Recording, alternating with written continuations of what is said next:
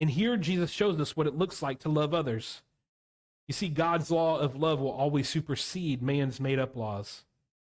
I was talking about this sermon with Corey a couple weeks ago, and I admitted to her that I was really struggling with communicating the truth of these stories.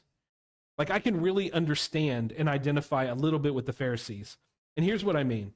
Earlier, I told you that they were tasked with keeping their nation holy, that they felt their calling was to purify their people.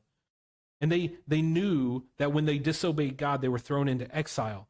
That's their history, right? Every time they disobeyed God, they were thrown into exile. So these Pharisees wanted to make sure that the people of God didn't disobey God's law, but that they were committed to keeping it so that they could remain under the blessings of God. And I know it's easy for us to shake our heads and to wag our fingers at these religious leaders. How can they miss it? That Jesus is doing good. How can they not understand that God cares more about how they love people than the rules that they follow? And the reason I want to be fair to them is because we can be the same way. We can draw artificial boundaries around things that God never intended.